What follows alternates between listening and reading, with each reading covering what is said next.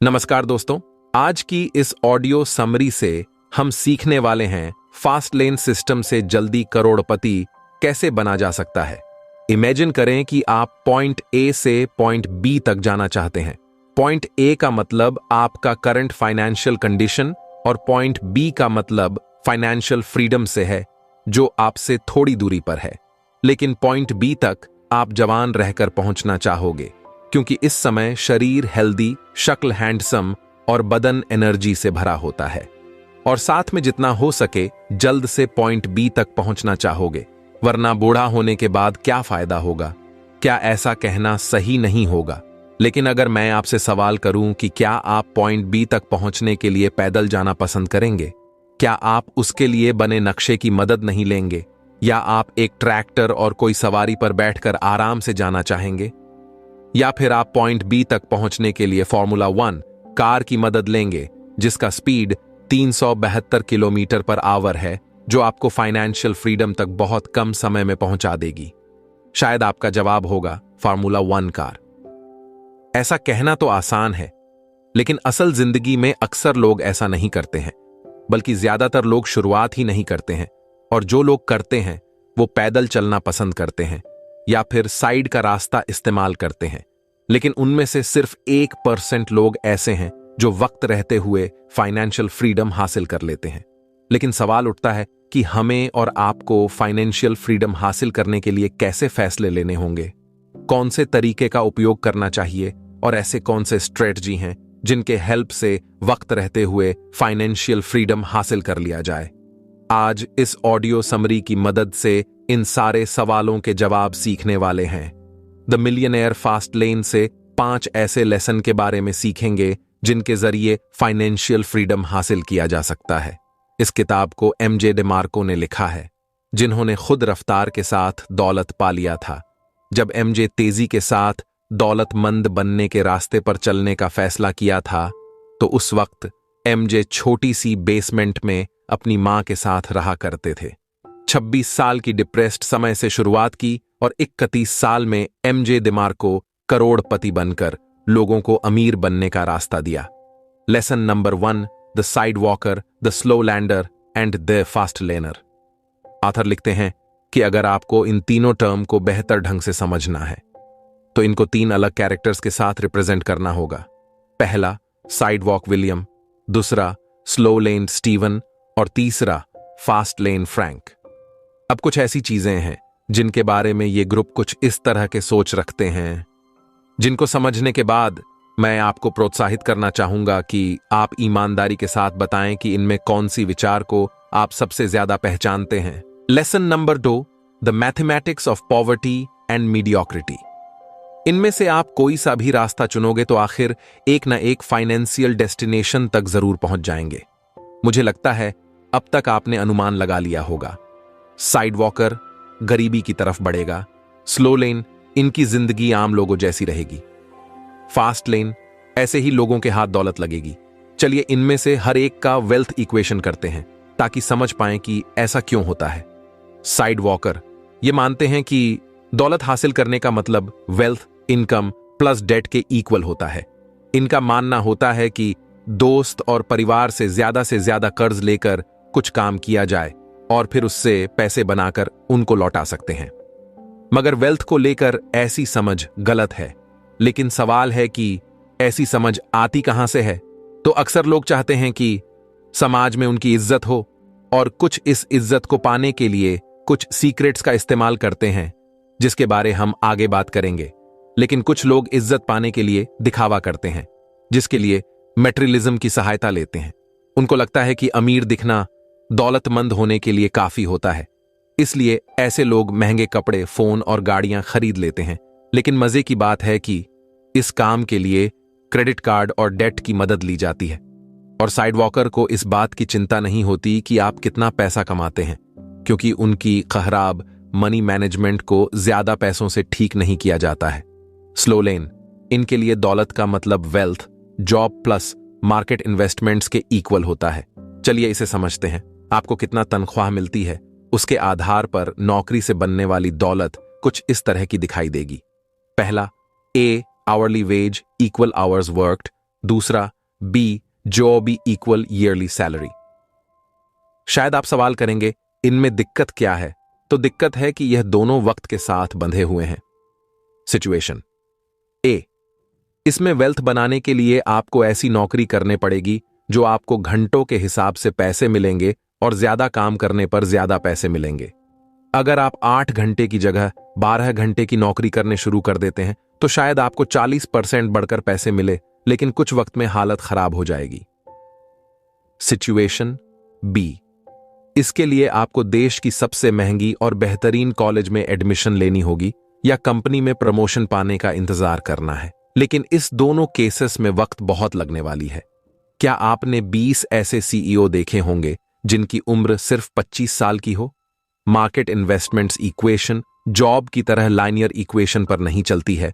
हमने पहले सुना है कि एल्बर्ट आइंस्टाइन ने कंपाउंड इंटरेस्ट को दुनिया का 8वां अजूबा कहा है। हालांकि यह खुद वक्त के साथ बंधा हुआ है, क्योंकि इसका इक्वेशन तभी हमारे फेवर में होती है जब हमारे पास इन्वेस्ट करने के लिए ज्यादा से ज्यादा पैसे हों।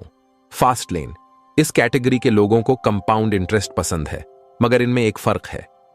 यह लोग 20 साल के गोल को छोड़कर उस पॉइंट पर नजर रखते हैं जहां से असली मजे की शुरुआत होती है।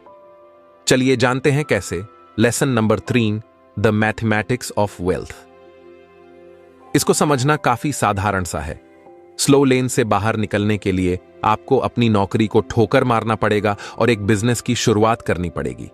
अगर आप लो रिस्क के साथ एक बिजनेस करना चाहते हैं तो आप इस किताब द लीन स्टार्टअप की मदद ले सकते हैं, जिसके राइटर हैं एरिक रीस। चलिए अब फास्ट लेन वेल्थ इक्वेशन को समझते हैं। वेल्थ इक्वल होता है प्रॉफिट प्लस एसेट वैल्यू का। आप बिजनेस से होने वाले प्रॉफिट को 2 पैरामीटर्स में तोड़ सकते हैं। पहला यूनिट सोल्ड, दूसरा प्रॉफिट पर यूनिट। यहां इसकी ताकत का पता चलेगा। दोनों पैरामीटर्स में मुमकिन है कि आप इनको लेवरेज कर सकते हैं। आप ऐसे प्रोडक्ट बेच सकते हैं जो 1000 रुपए की प्रॉफिट देती है और जो 1 लाख की प्रॉफिट देती है। आप 100 यूनिट्स बेच सकते हैं, लेकिन पॉसिबिलिटी ऐसी भी बनती है कि 1000 यूनिट्स बेच दें। Example, digital products, online consulting, courses etcetera. अब इसकी स्लो लेन वेल्थ इक्वेशन से तुलना करते हैं। क्या आपको वाकई में लगता है हफ्ते में 40 घंटे काम करने से आप कभी दौलतमंद बन सकते हैं और जिसमें 1 घंटे काम करने के 200 मिलते हैं? नहीं, क्योंकि कम तनख्वाह इंसान को मीडियम क्लास के लोगों में बांध कर रखती है। अब सवाल है कि क्या आप 200 की प्रॉफिट्स में 10,000 प्रोडक्ट या यूनिट्स बेच दें तो क्या अमीर बन पाएंगे? हां, आप इस तरह से एक दौलतमंद इंसान बन सकते हैं, और वो भी तेजी के साथ।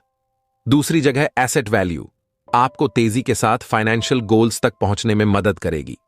अगर अपने बिजनेस का एक बेहतरीन सिस्टम बना लिया तो लोग आपसे प्रोडक्ट्स और सर्विस लेने के बाद एक अच्छा अमाउंट अदा करेंगे और साथ में आपके बिजनेस में हिस्सेदार बन जाएंगे। स्टॉक मार्केट को ही देख लीजिए और प्राइस टर्निंग किस तरह कई गुना बढ़ जाती है। चलिए थोड़ा कठोर बनकर देखते हैं। मान लीजिए एक बेहतरीन सिस्टम बनाने के बाद कोई बड़ा बिजनेसमैन आपकी कंपनी 5 गुना कीमत देकर खरीदना चाहता है। फिर भी ऐसा होना नौकरी से कई गुना बेहतर है।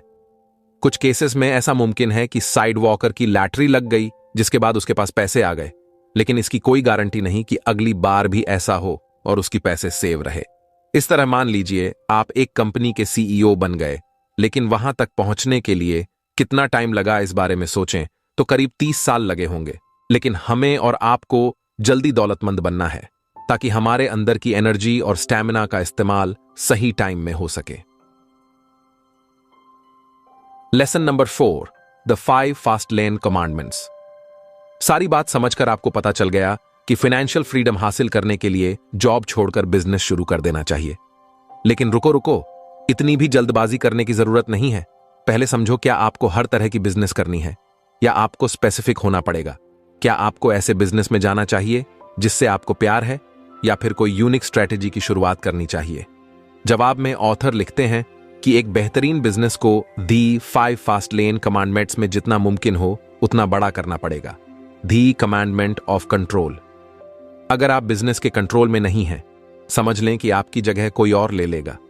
जैसे कई सारे कंटेंट क्रिएटर की गूगल एडसेंस से कमाई होती है, लेकिन उस कमाई का एक बड़ा हिस्सा गूगल खुद रख लेता है, तो इस केस में अगर आप सिर्फ एडसेंस के भरोसे रहे तो समझ लें कि कंट्रोल किसी और के पास है। The commandment of entry. Imagine करें कि ट्रेवल करने के लिए एक ऐसे रोड को चुनते हैं जहां गाड़ियां भरी रहती हैं, तो 90% चांसेस है कि आप ट्रैफिक में फंस जाएंगे। इसलिए अगर आप बिजनेस के ट्रैफिक में नहीं फंसना चाहते हैं, इसलिए उस बिजनेस के बारे रिसर्च करें और नॉलेज रखें, ताकि जब आपको बड़े इन्वेस्टमेंट की जरूरत पड़े तो इन्वेस्टर्स को बेहतरीन ढंग से एक्सप्लेन कर सकें। और इसके लिए नेटवर्किंग और कॉन्टैक्ट्स बनाना बेहद जरूरी हो जाती है। दी कमांडमेंट ऑफ नीड। कई सारी जगह आपने सुना और पढ़ा होगा कि वो काम करो जिससे आपको प्यार है, लेकिन बड़े लेवल तक पहुंचने के लिए यह बात सही नहीं है। हो सकता है जिस चीज से आपको प्यार है उसकी मार्केट में कोई वैल्यू नहीं है, क्योंकि इंसानों को इसकी परवाह नहीं कि आप किस चीज से प्यार करते हैं, बल्कि उनको एक प्रॉब्लम सॉल्वर की तलाश होती है। फंडा बिल्कुल सिंपल है, जितने लाखों लोगों की जिंदगी में आप वैल्यू ऐड करोगे और उतने ही वैल्यू आपके नेट वर्थ के होंगे। अगर किसी वैल्यूएबल बिजनेस से प्यार नहीं है तो उससे प्यार करने की कोशिश करिए। The commandment of time. आपका बिजनेस सिस्टम ऐसा होना चाहिए जहां हर काम आपकी इनपुट की जरूरत ना पड़े, बल्कि सिस्टम ऐसा बिल्ड करना होगा जो आपके होने या न होने पर भी चलता रहे।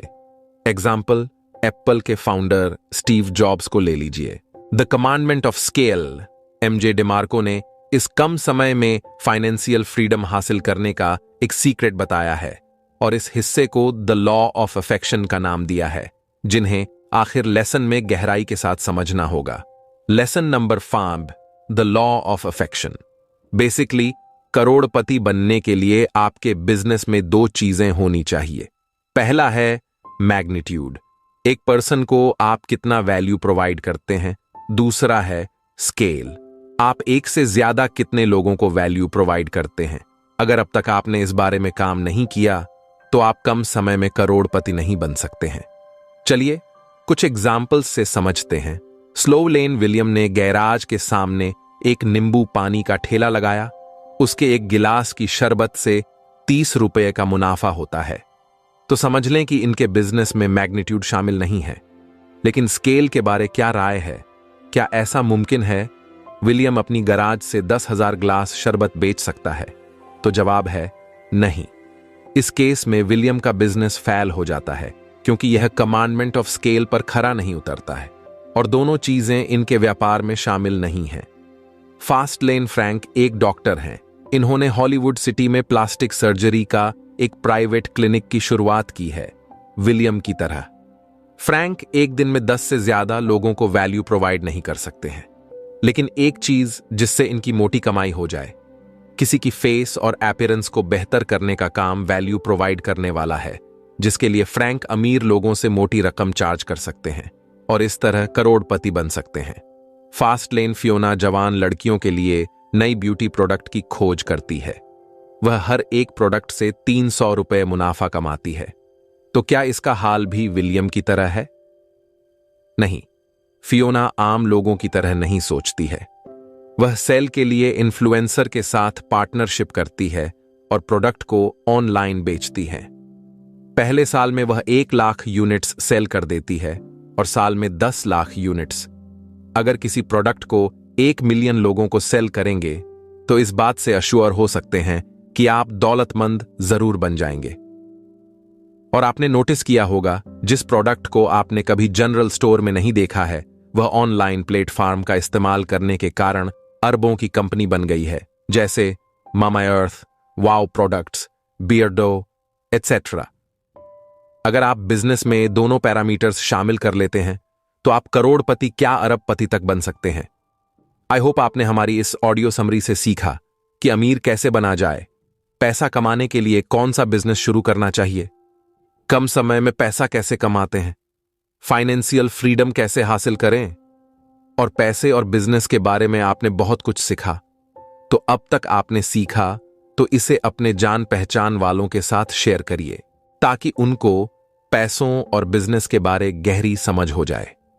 तो दोस्तों, इस वीडियो में बस इतना ही। आपको ये ऑडियो समरी कैसी लगी हमें कमेंट करके जरूर बताएं। लेटेस्ट वीडियो को देखने के लिए हमारे YouTube चैनल को सब्सक्राइब करना ना भूलें। अपना बहुमूल्य समय देने के लिए आपका तहे दिल से शुक्रिया।